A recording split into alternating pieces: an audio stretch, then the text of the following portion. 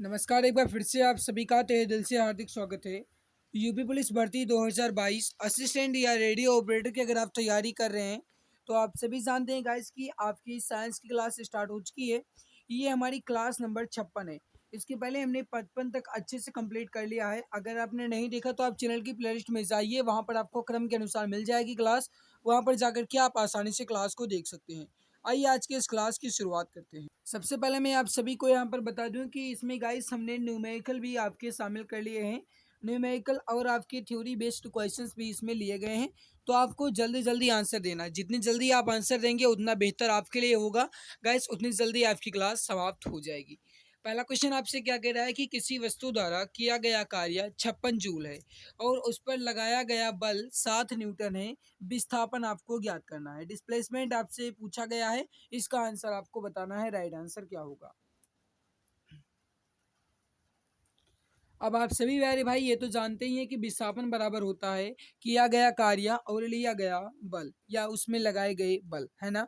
तो गाइस यहाँ पर आपका जो विस्थापन या डिस्प्लेसमेंट बराबर होगा वो हो जाएगा W/T। यहाँ पर आपको W दिया गया है 56 जूल, और गाइस सॉरी टी नहीं, यहाँ पर यह होगा। और यहाँ पर जो गाइस आपका बल है, फोर्स है, वो कितना दिया गया है आप देख सकते हो, 7 न्यूटन है ना।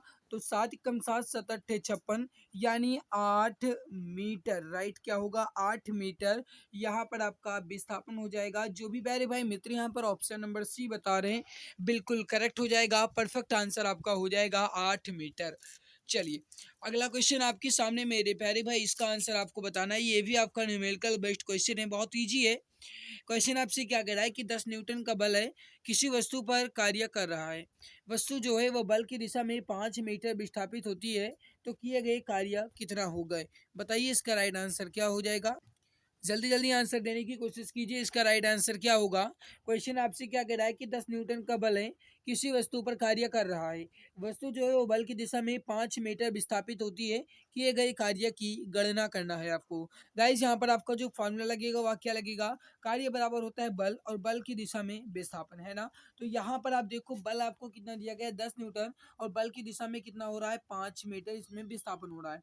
यानी यहाँ पर जो गाइस आपसे कार्य है, कार्य या डब्ल्यू बराबर हो जाएगा, वो हो जाएगा 10 × 50, यानी कि 10×5 = 50 जूल। जूल इसलिए क्योंकि कार्य का मात्रक जूल होता है। तो 10×5 = 50 जूल, यानी 50 जूल यहाँ पर आपका बिल्कुल राइट हो जाएगा। जो भी प्यारे भाई मित्र यहाँ पर ऑप्शन नंबर सी बता रहे हैं बिल्कुल सही हो जाएगा। अगला आपके सामने इसका आंसर आपको बताना है। क्वेश्चन आपसे क्या कह रहा है थोड़ा समझना मेरे प्यारे भाई।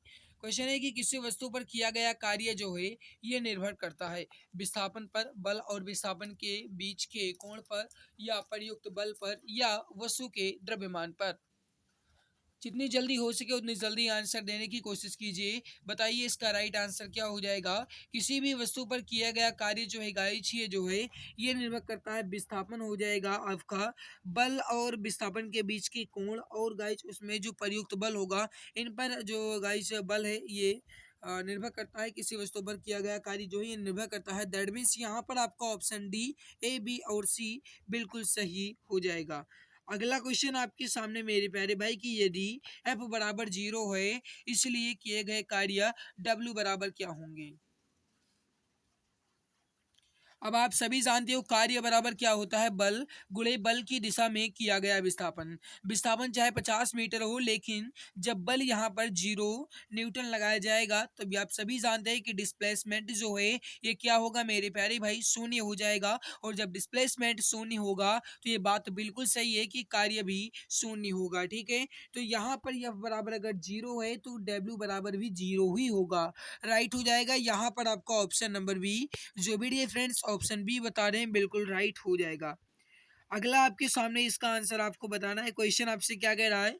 परमाणु बम का आविष्कार जो है ये करने वाली टीम का हिस्सा निम्नलिखित में से कौन थे? परमाणु बम का आविष्कार करने वाली टीम का हिस्सा निम्नलिखित में से कौन थे? इसका आंसर आपको बताना है, और जितनी जल्दी हो सके उतनी जल्दी आंसर देने की कोशिश कीजिए। और अगर आपने अभी तक क्लास को लाइक नहीं किया है तो एक बार सभी मित्र क्लास को दिल की गहराई से लाइक जरूर कर देंगे। परमाणु बम का आविष्कार करने वाली टीम का हिस्सा जो है गाइस जो जूलियस ओपनहीमर थे। ओपनहीमर राइट हो जाएगा आपका यहाँ पर ऑप्शन नंबर बी। जो भी डिफरेंस ऑप्शन बी बता रहे हैं बिल्कुल सही हो जाएगा। अगला आपके सामने थॉमस फिलफोर्ड अल्बर्ट जो है गाइज ये किसके आविष्कार से जुड़े हुए हैं। जो थॉमस क्लिफर्ड फोर्ड से गाइस ये किसके आविष्कार से जुड़े हुए हैं। राइट हो जाएगा आपका वो हो जाएगा क्लिनिकल थर्मामीटर से। करेक्ट हो जाएगा यहाँ पर आपका ऑप्शन नंबर बी। जो भी डिफरेंस ऑप्शन बी बता रहे हैं बिल्कुल राइट हो जाएगा। जरा इसके एक्सप्लेनेशन को देख लो मेरे प्यारे भाई। जो जैक रियस जेंसन है इन्होंने माइक्रोस्कोप आपका आविष्कार किया। रेने लैनिक जो है इन्होंने स्टेथोस्कोप का आविष्कार किया। जो गाइस एक्सरे मशीन है इसका आविष्कार जो है वो विलियम रॉन्टजन के द्वारा किया गया था। तो आपसे ये भी पूछा जा सकता है, याद रखना मेरे प्यारे भाई। अगला आपके सामने की एंटोनियो जो गाइस मेउसी मशीन है ये किसके आविष्कार से संबंधित है। टेलीफोन, ऑटोमोबाइल, एलईडी या औद्योगिक रोबोट, किनके आविष्कार से एंटोनियो मेविसी संबंधित है। ये क्वेश्चन आपके एग्जाम के पॉइंट ऑफ व्यू से काफी ज्यादा इंपॉर्टेंट है। राइट हो जाएगा यहाँ पर आपका हो जाएगा टेलीफोन। ऑप्शन ए आपका बिल्कुल सही हो जाएगा। अगला की प्रत्यावर्ती धारा का आविष्कार जो है ये किया गया था। मेरे प्यारे भाई आपसे ये पूछा जा रहा है कि प्रत्यावर्ती धारा का आविष्कार जो है ये किसके द्वारा किया गया था। इसका आंसर आपको बताना है और जितनी जल्दी हो सके उतनी जल्दी आंसर दो, जल्दी जल्दी आंसर देने की कोशिश करो। और अगर आपने अभी तक क्लास को लाइक नहीं किया है तो एक बार सभी मित्र क्लास को दिल की गहराई से लाइक जरूर कर देंगे। जो भी मित्र चैनल पर पहली बार आए हैं कृपया चैनल को सब्सक्राइब कर लेंगे ताकि आने वाली हर लाइव क्लास की नोटिफिकेशन जो है ये आपको टाइम टू टाइम मिला करे। ठीक है, तो प्रत्यावर्ती धारा का आविष्कार जो है मेरे प्यारे भाई ये किसके द्वारा किया गया था, तो ये हो जाएगा निकोला टेस्ला के द्वारा। ऑप्शन सी यहाँ पर आपका बिल्कुल राइट हो जाएगा। जो भी फ्रेंड्स ऑप्शन सी बता रहे हैं बिल्कुल राइट हो जाएगा। इसके एक्सप्लेनेशन को देख लो, बहुत जरूरी है आपके लिए कि गाइस अगर आप इसे देखोगे तो आपके एग्जाम में क्वेश्चंस और भी फंस सकते हैं। गाइस यहाँ पर देखो प्रत्यावर्ती धारा का जो आविष्कार है ये निकोला टेस्ला के द्वारा किया गया। ग्रामोफोन का आविष्कार जो है ये थॉमस एडिसन के द्वारा किया गया। गुरुत्वाकर्षण का नियम जो है ये सर आइजैक न्यूटन ने दिया। प्रकाश वैद्युत प्रभाव का जो गाइस आविष्कार है वो अल्बर्ट आइंस्टीन के द्वारा किया गया। एक्स किरण की खोज जो है ये विलियम रॉन्टजन के द्वारा की गई। अति चालकता की खोज जो है गाइस ये जॉन बॉडेन के द्वारा की गई। तो रडार की खोज जो है ये रॉबर्ट वाटरसन के द्वारा किया गया। ये पूरा आप याद रखिएगा गाइस, जो मैं यहाँ पर एक्सप्लेनेशन कर रहा हूँ आप इसका स्क्रीनशॉट ले लीजिएगा, ये आपके लिए ही बेहतर होगा। अगला क्वेश्चन, प्रत्यावर्ती धारा का आविष्कार डैश डैश डैश ने किया था। अभी मैंने आप सभी को बताया, अगर आपने ध्यान दिया होगा तो आप आसानी से आंसर दे सकते हैं। प्रत्यावर्ती धारा का आविष्कार किसने किया है इसका आंसर आपको बताना है। जल्दी जल्दी आंसर देने की कोशिश कीजिए गाइस। अभी आपने देखा कि जो प्रत्यावर्ती धारा है इसका जो आविष्कार है ये निकोला टेस्ला के द्वारा किया गया। करेक्ट हो जाएगा यहाँ पर आपका ऑप्शन नंबर ए। अगला आपके सामने गाइस क्वेश्चन है कि उत्तरी गोलार्ध में स्थित एक तरल समतल प्लेट संग्राहक आमतौर पर किस दिशा के सामने एक निश्चित स्थिति में झुका हुआ होता है। ये क्वेश्चंस आप समझने के बाद आंसर दीजिएगा, जल्दबाजी बिल्कुल भी नहीं करेंगे और जितनी जल्दी हो सके उतनी जल्दी आंसर देने की भी कोशिश करेंगे। मेरे प्यारे भाई जो इसका राइट हो जाएगा वो हो जाएगा हमेशा के हमेशा दक्षिण दिशा में गाइस ये झुका हुआ होता है। तो राइट हो जाएगा यहाँ पर आपका ऑप्शन सी दक्षिण। जो बेडिए फ्रेंड्स यहाँ पर ऑप्शन नंबर सी बता दें बिल्कुल सही हो जाएगा। ठीक है, अगला आपके सामने कि एक चुंबक के आसपास की जगह के लिए जो शब्द है ये गाइस क्या है और इसके प्रभाव का जो पता है ये लगाया जा सकता। दैट मीन्स ये हुआ कि चुंबक के आसपास की जगह इसको हम एक शब्द में क्या कहेंगे और जिसकी मदद से उसके प्रभाव का पता लगा सकते हैं। अब आप सभी जानते हो चुंबक के आसपास की जगह को चुंबकीय क्षेत्र कहा जाएगा। राइट हो जाएगा यहाँ पर आपका ऑप्शन नंबर डी चुंबकीय क्षेत्र। जो भी फ्रेंड्स ऑप्शन डी बता रहे हैं बिल्कुल राइट हो जाएगा। करेक्ट आंसर आपका हो जाएगा चुंबकीय क्षेत्र, बिल्कुल परफेक्ट आंसर हो जाएगा। ठीक है, यहाँ पर आपको गाइस इसका एक्सप्लेनेशन देख लेना है। देखो जो गाइस चुंबकीय क्षेत्र है या एक प्रकार की सदिश राशि है। इसका जो एसआई मात्रक होता है वह होता है न्यूटन प्रति एम्पियर मीटर, या गाइस कहा जाए तो वेबर मीटर स्क्वायर। ये जो है इसका मात्रक होता है। सीजीएस पद्धति में चुंबकीय क्षेत्र का मात्रक गॉस होता है और एसआई पद्धति में इसका मात्रक टेस्ला होता है। ठीक है, और एक गॉस बराबर 10 की घात -4 टेस्ला, आप ये भी याद रखिएगा। अगला आपके सामने निम्नलिखित में से किस बल की प्रकृति विद्युत चुंबकीय नहीं है। यह क्वेश्चन आपके एग्जाम के पॉइंट ऑफ व्यू से काफी ज्यादा जरूरी है, तो जल्दी जल्दी आंसर दो। मेरे प्यारे भाई बताना है कि निम्नलिखित में से किस बल की प्रकृति विद्युत चुंबकीय नहीं है, ये आपसे पूछा जा रहा है। राइट हो जाएगा पिंड का भार, करेक्ट आंसर हो जाएगा यहाँ पर आपका ऑप्शन नंबर ए। अगला आपके सामने कि पश्चिम की ओर से देखे जाने पर पूर्व से पश्चिम की ओर बहने वाली धारा के साथ एक क्षैतिज विद्युत रेखा के नीचे किसी बिंदु पर चुंबकीय क्षेत्र की दिशा जो है ये कैसी होगी। ये क्वेश्चन आपको थोड़ा कठिन लग रहा होगा, लेकिन एक बार ध्यान से पढ़िएगा, आसानी से आंसर आप दे सकते हैं। आपको बताना है इसका राइट आंसर क्या होगा। एग्जाम के पॉइंट ऑफ व्यू से बहुत जरूरी क्वेश्चन है, बहुत इंपॉर्टेंट क्वेश्चन है। तो बताइए इसका राइट आंसर क्या हो जाएगा। देखो जो इसका सही आंसर हो जाएगा वो हो जाएगा गाइस वामावर्त दिशा होगी। करेक्ट हो जाएगा यहाँ पर आपका ऑप्शन नंबर सी। जो भी डियर फ्रेंड्स वामावर्त बता रहे हैं बिल्कुल राइट आंसर हो जाएगा। ठीक है, अगला क्वेश्चन आपके सामने फ्लेमिंग के दाएं हाथ के नियम से अंगूठा जो है ये किस ओर दर्शाता है। इसका आंसर आपको बताना है कि जो फ्लेमिंग के दाएं हाथ का नियम है इसके अनुसार अंगूठा जो है ये क्या दर्शाता है। इसका आंसर आप बताइए, राइट आंसर क्या हो जाएगा। और अरबी जेई की परीक्षा में क्वेश्चन आपका ये पूछा गया है, तो आपके भी एग्जाम में पूछे जाने की संभावनाएं बन रही हैं। राइट हो जाएगा यहाँ पर आपका वो हो जाएगा चालक की गति की दिशा है। राइट क्या होगा आपका, चालक की गति की दिशा। यदि तर्जनी जो है ये तर्जनी की उंगली जो है ये फ्लक्स की लाइनों के साथ हो तो गाइस जो फ्लेमिंग के दाएं हाथ के नियम है इसके अनुसार अंगूठा जो है चालक की गति की दिशा को दर्शाएगा। करेक्ट हो जाएगा यहाँ पर आपका ऑप्शन नंबर सी बिल्कुल परफेक्ट आंसर हो जाएगा। ठीक है, यहाँ पर आप इसके जो गाइस दाएं हाथ का नियम है उसको देख सकते हो। यदि हम अपने दाएं हाथ का अंगूठा उसके पास वाली उंगली तथा उसके बीच वाली उंगली को इस प्रकार फैलाएं कि तीनों एक परस्पर लंबवत रहे, तब तर्जनी की जो गाइस तर्जनी है ये चुंबकीय क्षेत्र की दिशा को प्रदर्शित करेगी, अंगूठा चालक की गति की दिशा को प्रदर्शित करेगा और वो जो बीच वाली उंगली है ये धारा की दिशा को प्रदर्शित करेगी। अगला आपके सामने गाइस एक क्वेश्चन आपसे पूछा गया है, हालांकि ये लग रहा है मुझे, हाँ ये आपका गाइस है न्यूमेरिकल क्वेश्चन है, थोड़ा समझने बहुत इजी है। 1250 वॉट के एक इलेक्ट्रिक आयरन को प्रतिदिन 3 घंटे तक प्रयोग किया जाता है। एक दिन में उस इलेक्ट्रिक आयरन द्वारा प्रयुक्त ऊर्जा की मात्रा को यूनिट में ज्ञात कीजिए। अब आप यहाँ पर देखना मेरे प्यारे भाई, यहाँ पर जरा आप इसके पहले एक्सप्लेनेशन को देख लो।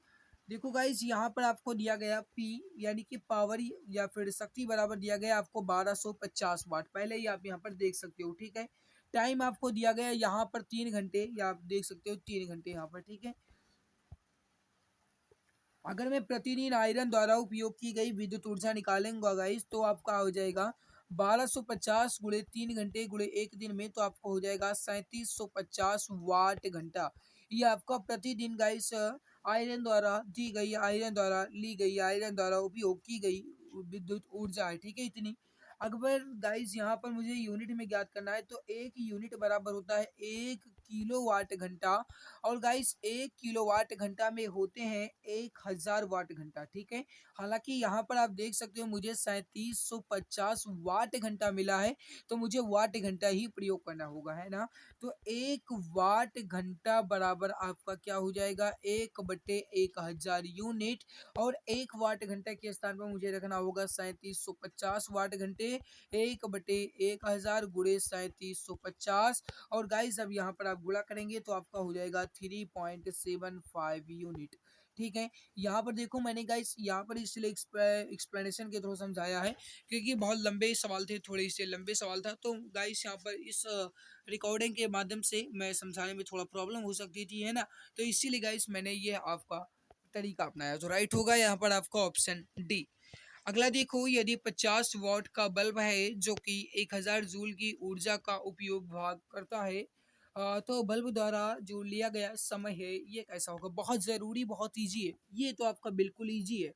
अब आप पहले तो एक बात यहाँ पर समझ सकते हैं, क्वेश्चन आपसे क्या कहा गया, 50 वॉट का बल्ब है 100 और 1000 जूल की ऊर्जा का उपभोग करता है।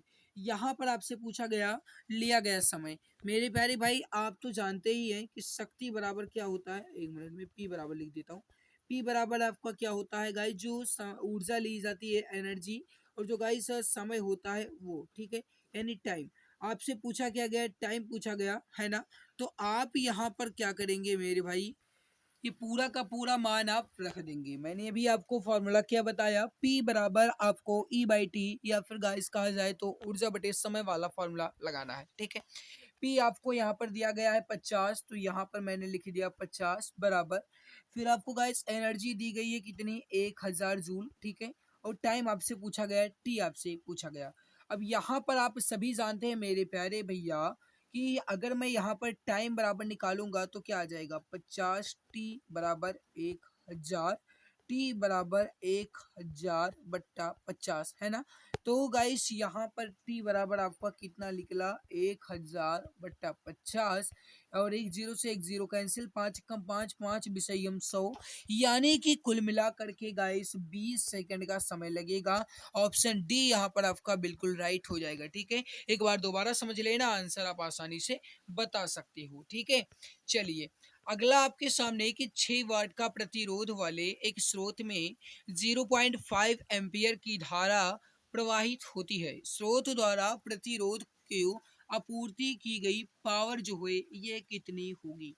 आपसे पूछा क्या जा रहा है गाइस, यहाँ पर पावर कितना प्रयोग किया जाएगा। बहुत इजी क्वेश्चन है। अब आप यहाँ पर पहले देखो गाइस, प्रतिरोध आपका कितना दिया गया है और यहाँ पर आपकी धारा कितनी दी गई है। क्योंकि गाइस आप सभी जानते हैं यहाँ पर जो आपकी पावर या शक्ति P बराबर हो जाएगा, वो हो जाएगा आपका V और I वाला फॉर्मूला लगाएंगे, आप आसानी से आंसर आ जाएगा। देखो यहाँ पर आपसे पावर पूछा गया, आपका 6 वॉट प्रतिरोध है और धारा आपकी 0.5 एम्पियर है। जब आप 6 का 0.5 से गुणा करेंगे तो क्या आ जाएगा मेरे प्यारे भैया, यहाँ पर आपका वो हो जाएगा 56 यानी कि 3.0 वाट करेक्ट हो जाएगा। और शक्ति का मात्रक वाट होता है, तो ऑप्शन डी यहाँ पर आपका बिल्कुल राइट हो जाएगा। चलो अगला आपके सामने इसका आंसर आपको बताना है कि अगर बल्ब फिलामेंट का प्रतिरोध 1200 ओम है, तो जो गाइस वोल्ट है ये 220 है, इलेक्ट्रिक बल्ब से कितनी धारा प्रवाहित होगी, ये क्वेश्चन आपसे पूछा गया है। बिल्कुल वही क्वेश्चन है, यहाँ पर आपसे धारा पूछी गई, यानी आपसे यहाँ पर आई पूछा गया है। आपको यहाँ पर आर दिया गया है, आर आपको कितना दिया गया है, 1200 ओम, ठीक है। और गाइस यहाँ पर आपको वी दिया गया है, वो कितना दिया गया है, 220 वोल्ट, है ना। तो यहाँ पर आपको आई निकालना है, आई बराबर वी बटे आर का फॉर्मूला लगा दीजिए। वी यहाँ पर आपको कितना दिया गया मेरे भैया, 220, और आर आपका कितना है, 1200। इसको इसको मैंने कट किया, तो राइट यहाँ पर आपका क्या होगा मेरे भैया, अगर मैं इसका 22 से 120 को, यानी कि 120 को अगर मैं 22 से भाग दूंगा तो कितना आएगा, एक मिनट, 0.18 एम्पियर आपका राइट होगा। जो कि विद्युत धारा का जो मात्रक होता है ये एम्पियर होता है, तो 0.18 एम्पियर आपका बिल्कुल राइट आंसर हो जाएगा, करेक्ट आंसर हो जाएगा यहाँ पर आपका ऑप्शन नंबर वी।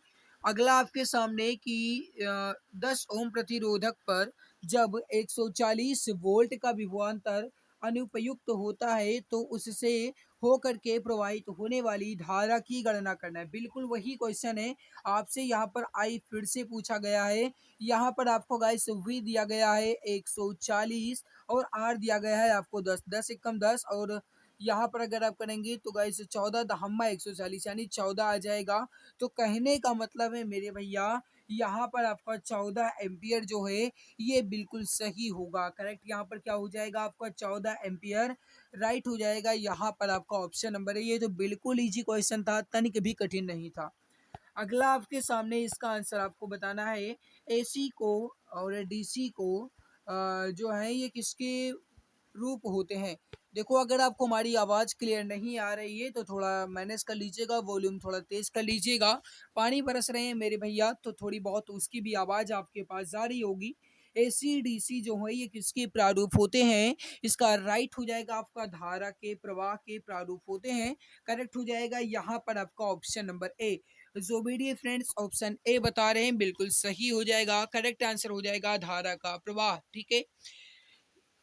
अगला आपके सामने विद्युत धारा प्रवाह को सुचालक के प्रतिरोध से संबंध करने वाले नियम को क्या कहते हैं। विद्युत धारा के प्रवाह को सुचालक के प्रतिरोध से संबंध करने वाले नियम को जूल नियम कहते हैं मेरे प्यारे मित्र, याद रखिएगा, उसे जूल नियम कहा जाता है। यहाँ पर आपका जूल नियम बिल्कुल राइट हो जाएगा, करेक्ट आंसर हो जाएगा यहाँ पर आपका ऑप्शन नंबर सी। ठीक है, जो गाइस जूल नियम है ये होता क्या है, आप इसे देख लो। प्रेरित धारा की दिशा सदैव ऐसी होती है कि वह उस कारण का विरोध करती है जिससे वह स्वयं उत्पन्न हो, और इसे ही लेंज नियम कहा जाता है। ठीक है, और गाइस कैपलर नियम क्या है, इसको आप देख लीजिए।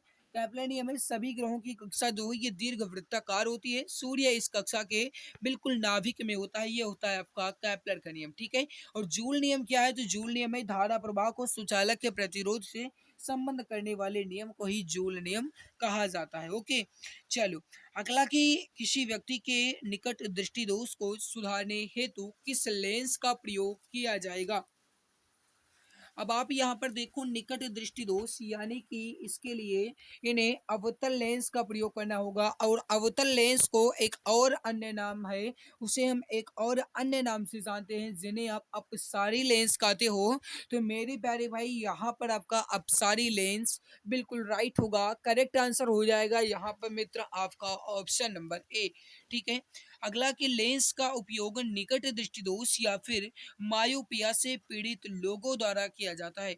वही क्वेश्चन है, बिल्कुल वही है, इजी है, बस आपको थोड़ा सा समझना है। अभी आपके पास जो क्वेश्चन था उसमें आपसे पूछा गया था कि किस लेंस का प्रयोग निकट दृष्टि दोष वाले लोगों के उपचार में किया जाएगा, और आपको ऑप्शन दिया गया था अपसारी, अभिसारी, द्विफोकल, इस प्रकार से। मेरे प्यारे भाई अपसारी लेंस को ही अवतल लेंस कहा जाता है, जो कि निकट दृष्टि दोष के लोगों के उपचार में प्रयोग किया जाता है। ठीक है, तो अवतल लेंस यहाँ पर आपका राइट होगा, और उत्तल लेंस जो है ये दूर दृष्टि दोष के उपचार में प्रयोग किया जाता है, और इसे अभिसारी लेंस भी कहा जाता है, आप इसे भी याद रखिएगा। ठीक है, चलिए अगला है कि यदि किसी व्यक्ति को दूर की वस्तुएं स्पष्ट रूप से दिखाई नहीं देती हैं तो कौन सा दृष्टि दोष है और इसे कैसे सही किया जा सकता है। कहने का मतलब है दूर की वस्तु जो है ये स्पष्ट नहीं दिखाई देगी। देखो मेरे प्यारे भाई, उसे जब दूर की वस्तु स्पष्ट नहीं दिखाई देगी, कहने का मतलब है उसे निकट दृष्टि दोष होगा, अवतल लेंस के प्रयोग द्वारा उसे सही किया जा सकता है। ऑप्शन बी यहाँ पर आपका बिल्कुल राइट हो जाएगा।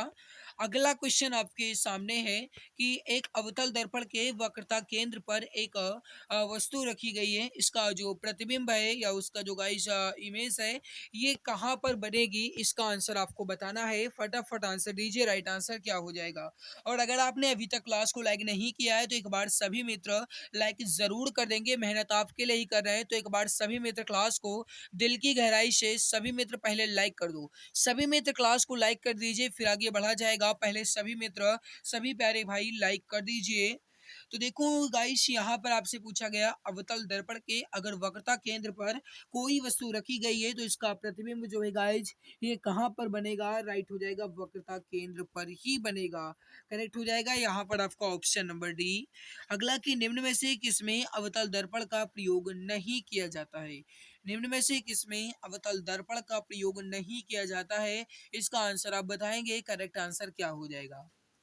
देखो यहाँ पर पश्चदर्शी दर्पण में अवतल दर्पण का प्रयोग नहीं किया जाएगा, ऑप्शन सी यहाँ पर आपका बिल्कुल राइट हो जाएगा। देखो गाइस, जो पश्चदर्शी दर्पण है इसका प्रयोग जो है ये कहाँ कहाँ गाइस जो है इसका अवतल दर्पण में नहीं किया जाता है। और ये कहाँ कहाँ अवतल दर्पण का प्रयोग होता है, तो जैसे सर्च लाइट हो गया, टॉर्च हो गया, सोलर कुकर हो गए, हेड लाइट हो गए, और जो गाइस दांत के डॉक्टर हैं उनके द्वारा उपयोग में लाए जाने वाले दर्पण ये अवतल दर्पण ही होते हैं। सौर भट्टी हो गए, इन सभी में अवतल दर्पण का प्रयोग किया जाता है, जबकि पश्चदर्शी दर्पण में उत्तल दर्पण का प्रयोग होता है। तो आप इसे भी याद रखिएगा, पूछा जा सकता है आपसे। ओके, चलो मेरे प्यारे भैया, अगला आपके सामने कि एक प्रतिध्वनि के लिए स्रोत और जो गाइस प्रावर्तक हैं इनके बीच की न्यूनतम दूरी लगभग कितनी होनी चाहिए। बहुत इजी है, सभी जानते होंगे, तो फटाफट आंसर दो। करेक्ट आंसर क्या हो जाएगा, जितनी जल्दी हो सके उतनी जल्दी आंसर दो। करेक्ट हो जाएगा, प्रतिध्वनि और श्रोता के बीच जो प्रावर्तक की गाइस दूरी होनी चाहिए वो कम से कम 17 मीटर तो होनी ही चाहिए। करेक्ट हो जाएगा आपका ऑप्शन नंबर सी। ठीक है, अगला है कि ध्वनि तरंगों के प्रति परावर्तन द्वारा उत्पन्न ध्वनि की जो पुनरावृत्ति है इसे हम क्या कहते हैं? ध्वनि तरंगों के परावर्तन द्वारा उत्पन्न ध्वनि की पुनरावृत्ति क्या कहलाती है?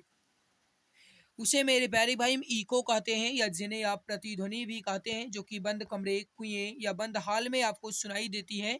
ऑप्शन बी यहाँ पर आपका बिल्कुल सही हो जाएगा। तो ध्वनि तरंगों के परावर्तन द्वारा उत्पन्न ध्वनि की पुनरावृत्ति प्रतिध्वनि कहलाती है। करेक्ट हो जाएगा यहाँ पर आपका ऑप्शन नंबर बी। तो मेरे प्यारे भाई यहाँ पर आपके क्वेश्चंस कंप्लीट हो गए हैं। आई होप आपको हमारी मेहनत अच्छी लगी होगी। अगर अच्छी लगी है तो एक बार सभी मित्र क्लास को लाइक कर देंगे। जो चैनल पे पहली बार आए हैं सब्सक्राइब कर लेंगे, ताकि आने वाली हर लाइव क्लास की नोटिफिकेशन जो है ये आपको टाइम टू टाइम मिला करे। इसकी पीडीएफ आपको हमारे टेलीग्राम पर मिलेगी, विथ आंसर के साथ जाकर के आप चेक कर लेना, ठीक है। और इस क्लास को अपने मित्र तक शेयर जरूर कर दीजिएगा। आज की इस बेहतरीन लाजवाब क्लास में जितना ही मिलते हैं दूसरी नई क्लास में, तब तक के लिए खुश रहिए, मुस्कुराते रहिए। अब सरकारी नौकरी पाना हुआ और भी आसान। अब आपका सपना होगा अपना। जी हाँ, अगर आप किसी भी गवर्नमेंट जॉब जैसे UP police constable, assistant operator, head operator या फिर रेडियो ऑपरेटर या यूपी लेखपाल या किसी भी गवर्नमेंट जॉब की तैयारी कर रहे हैं तो आपके लिए सुनहरा मौका है। आप YouTube channel exam Guruji by Arvind sir के साथ जुड़कर अपनी तैयारी को और भी परफेक्ट बना सकते हैं। इस चैनल के माध्यम से आपको free live classes, recorded classes और गवर्नमेंट जॉब के नोटिफिकेशन आपको टाइम टू टाइम अपडेट मिला करेंगे। इसके अलावा सारी क्लासेस की पीडीएफ, हैंड रिटन नोट्स और बुक्स बिल्कुल फ्री में Telegram channel exam Guruji by Arvind sir पर मिलेगा। इसके लिए आप टेलीग्राम पर सर्च करें exam Guruji by Arvind sir और फाइल वाले ऑप्शन पर क्लिक करके हर एक क्लास की पीडीएफ, हैंड रिटन नोट्स एवं बुक्स को बिल्कुल फ्री में पा सकते हैं। गाइस, अगर आप मुझे इंस्टाग्राम पर फॉलो करना चाहते हैं तो इंस्टाग्राम पर सर्च करें अरविंद जायसवाल 000 और वहां पर भी मुझे डीएम कर सकते हैं। कोई भी समस्या है तो वहां पर भी आप मुझसे संपर्क करना चाहते हैं तो संपर्क कर सकते हैं। इसके अलावा अगर आप फेसबुक पेज को लाइक करना चाहते हैं तो exam Guruji by Arvind sir के नाम से फेसबुक पेज है, उसको भी आप लाइक एवं फॉलो कर सकते हैं। तो मेरे प्यारे भाई बहन, आप जुड़े रहिए exam Guruji by Arvind sir के साथ, क्योंकि अब आपका सपना होगा अपना। एक सीट कंफर्म है, अब की बार सरकारी नौकरी तुम्हारे हाथों में होगी।